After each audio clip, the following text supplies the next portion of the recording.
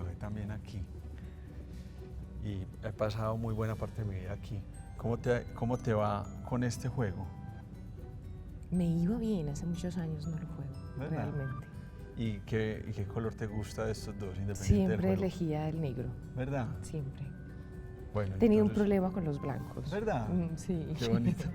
Y de ahí, de esas montón de fichas, ¿cuál te gusta? ¿Cuál Pues te llamaba la atención? siempre me ha gustado mucho el Caballo. Bueno, listo. Entonces yo voy a tomar este caballo blanco. Yo sabía que ibas a escoger el caballo.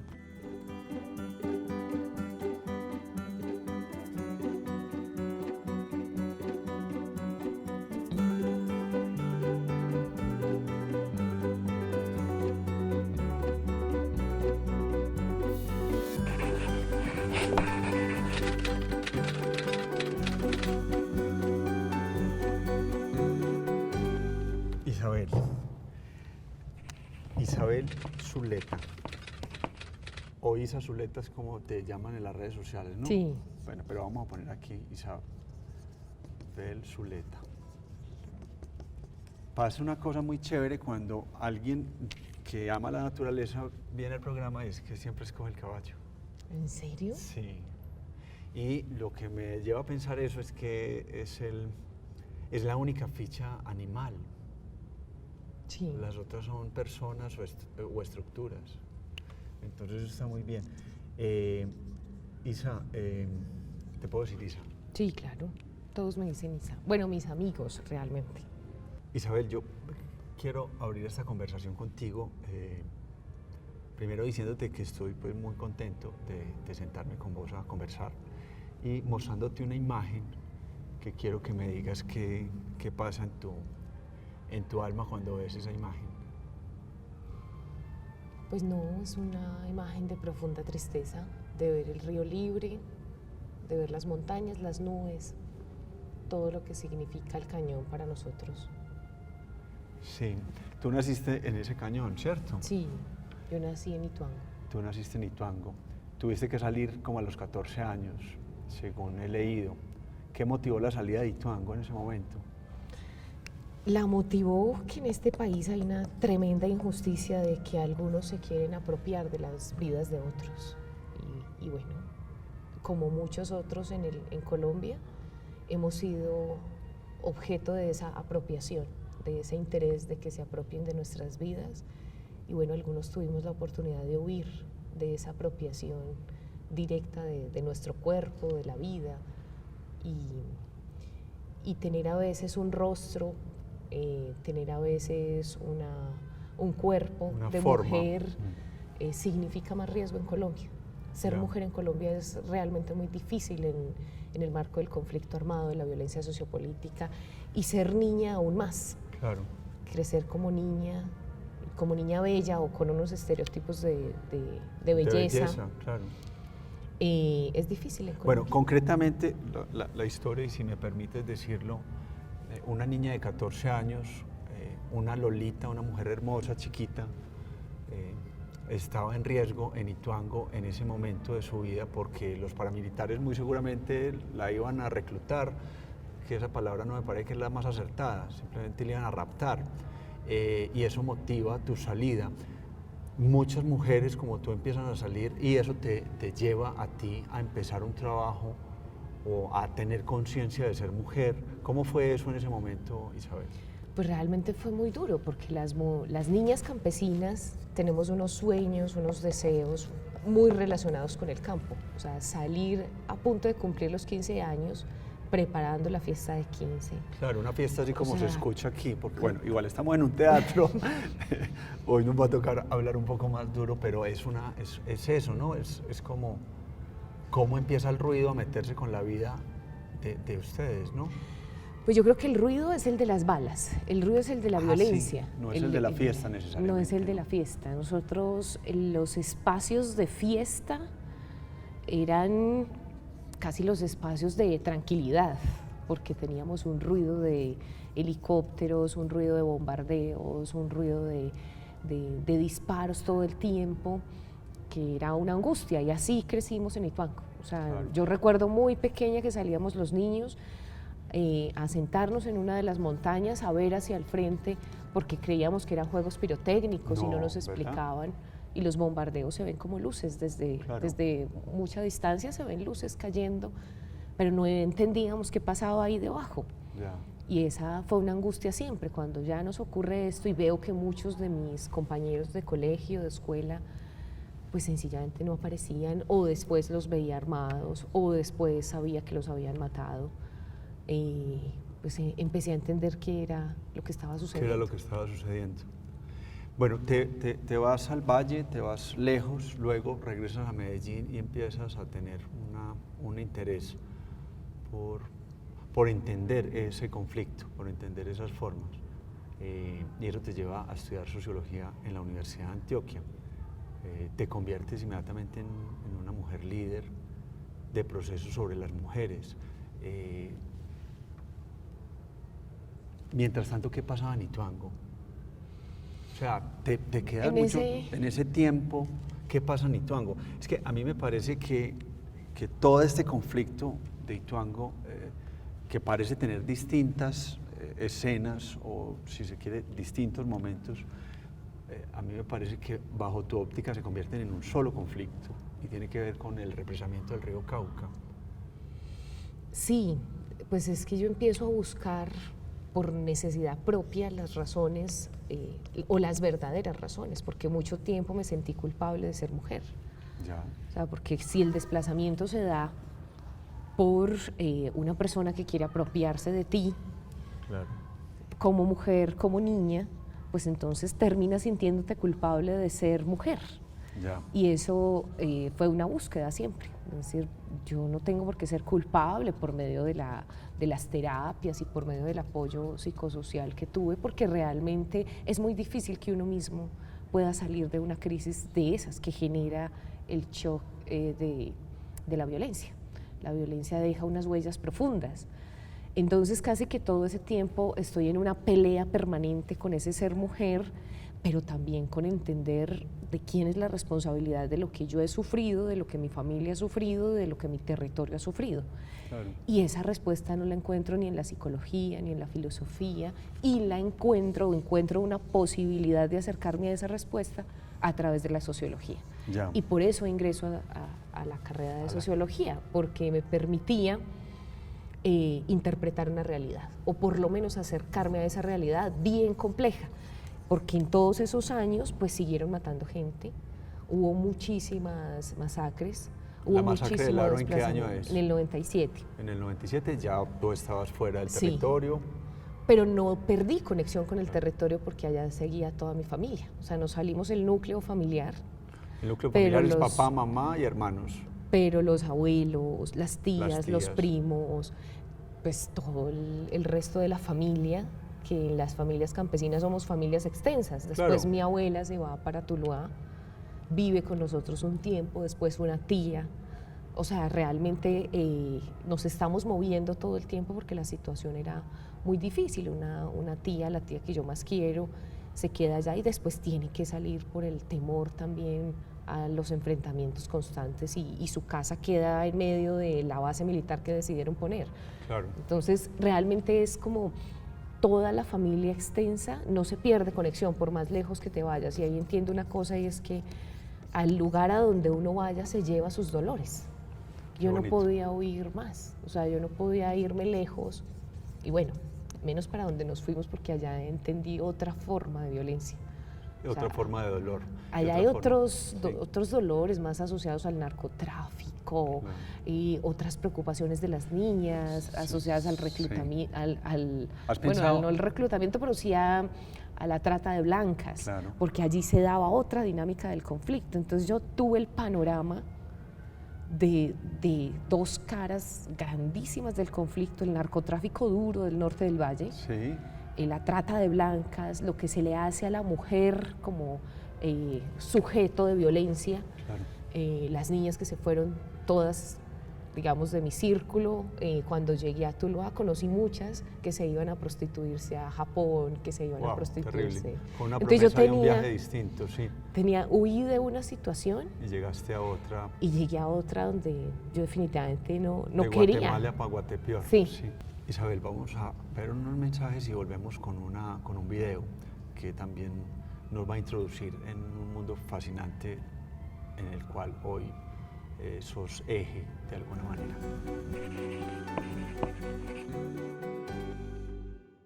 Esta vela la prendo, no sea por hoy ni por mañana, sino para el futuro de nuestros hijos, para esa pequeña y todas las comunidades de Puerto Valdivia.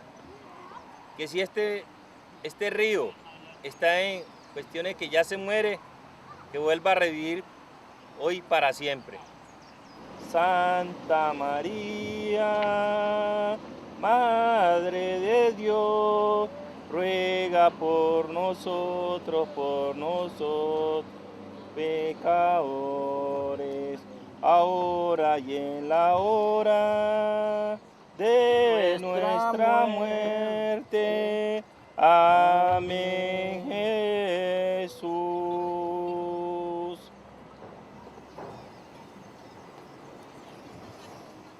Uno como barequero, uno toda la vida vivió del bareque y ahora estamos sin trabajo, mira, donde estamos nosotros ahora, mira, sin trabajo no podemos trabajar.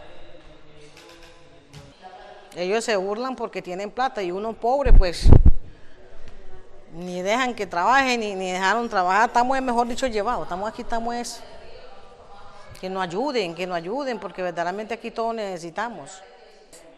A uno lo que le duele es tanto. Isabel, estamos viendo un video que hace referencia a un río, pero no es cualquier río. Este es, si se quiere, el río principal de esta zona de América, de esta parte de las cordilleras de los Andes, al cual le has dedicado muy buena parte de tu vida. Ahorita cuando me hablabas yo decía que parece ser que hay quienes nacen con la capacidad de ser antenas sociales para determinar cosas distintas. En tu caso, no solo son las mujeres y la sociedad, sino también el medio ambiente. ¿En qué momento comienza tu afinidad por el medio ambiente? Y bueno, sabemos de Ríos Vivos 2008, pero me imagino que desde atrás ya vienes viendo toda la particularidad que tu río, ese río de todos, ese río Cauca, está sufriendo.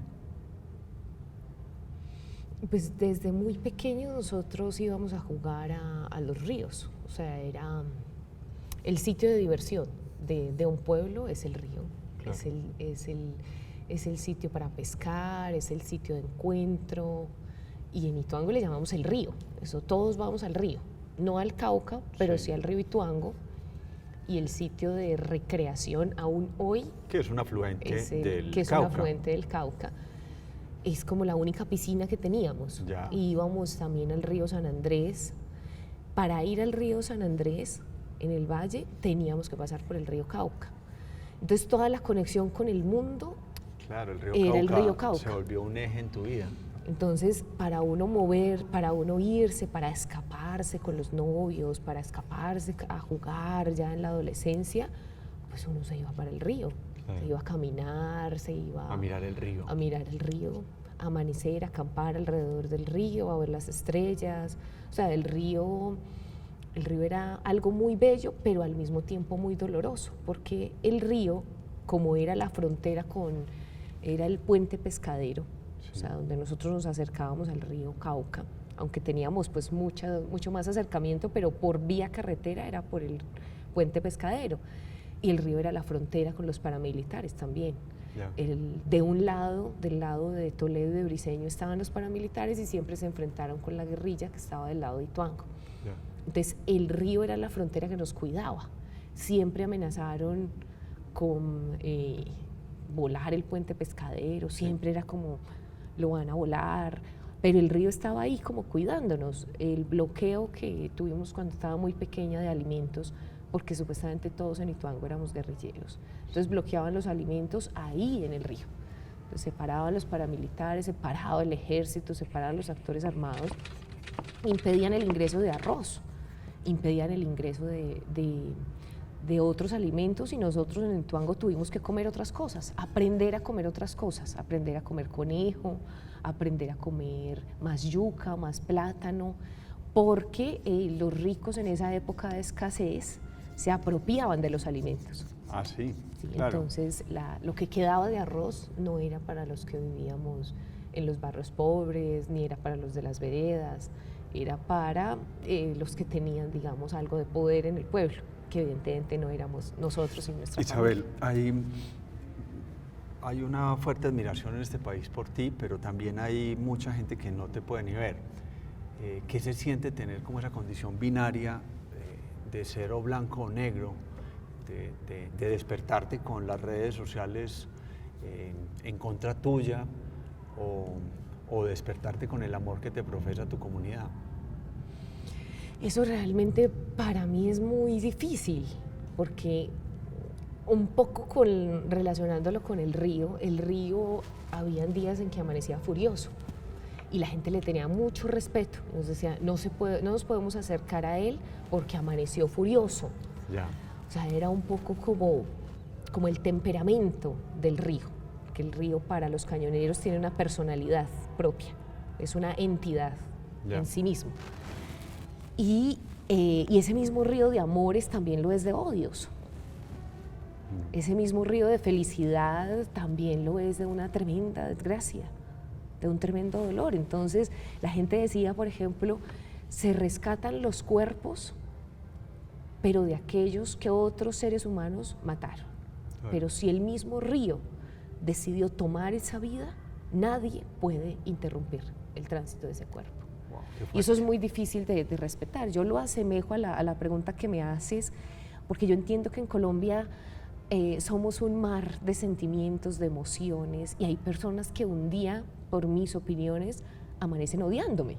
Claro. ¿Verdad? Porque yo lo que he dicho es que hay algo que debe estar superior a nosotros. O sea, que nosotros debemos ubicarnos como lo que somos en el planeta.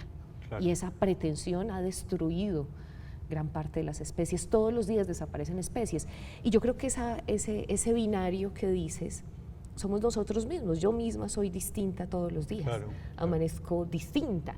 Entonces, he tenido personas que amanecen atacándome un día, amanecen odiándome, y la misma persona amanece al otro día amándome por lo que he hecho. Entonces, yo no categorizo como que me amaneciste odiando hoy, quizás mañana va a ser distinto.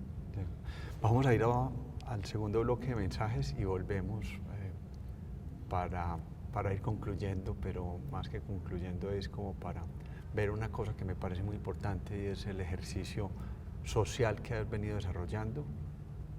Vamos y volvemos.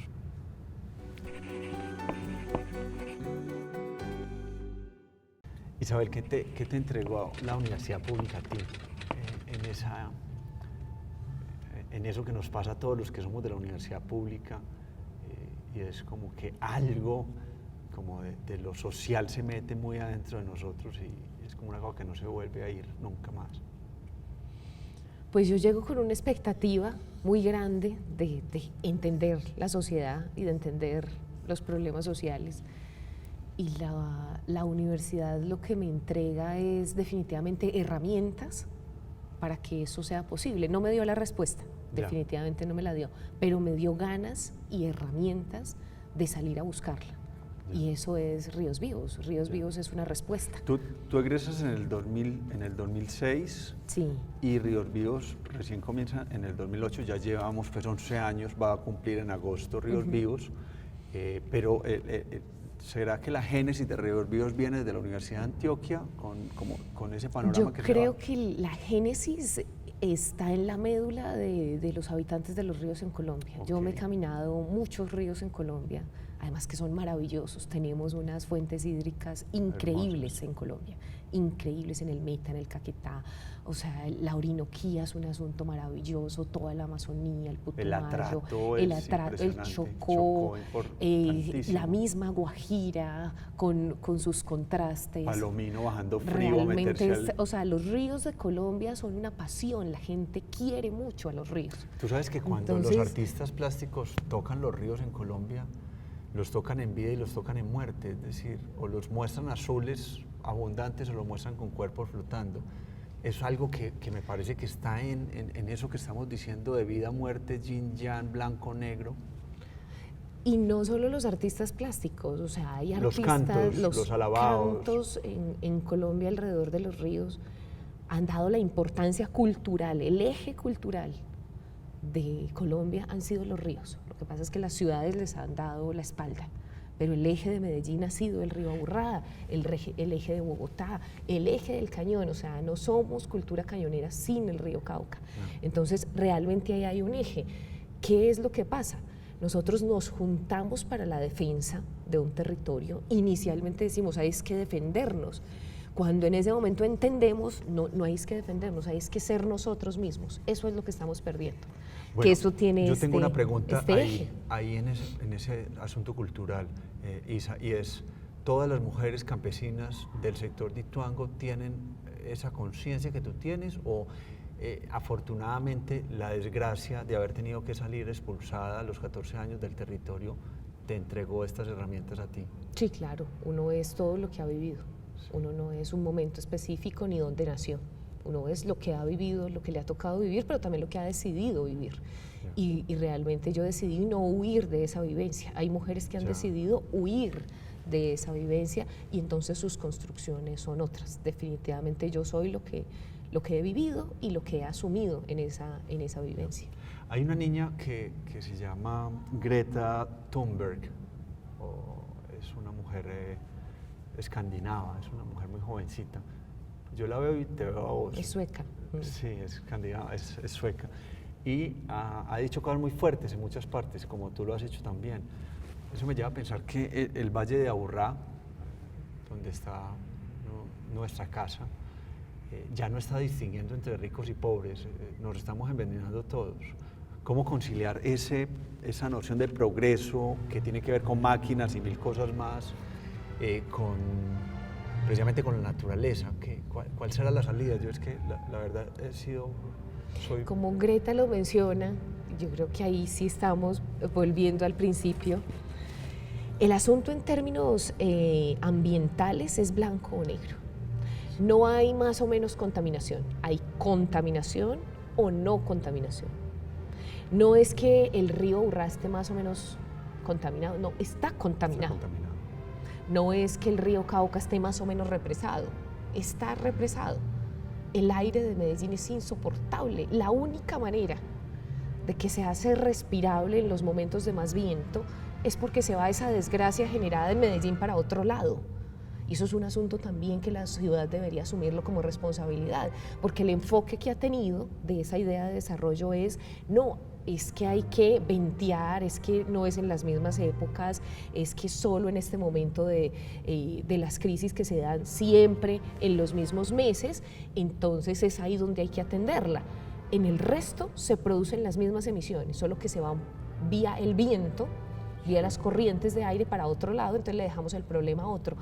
La diferencia que hay es que no hay posibilidad de desarrollo, no es que sean antagónicos el desarrollo y la naturaleza, es que el desarrollo en sí mismo tiene que ser en armonía con la naturaleza porque si no hay posibilidades de vida.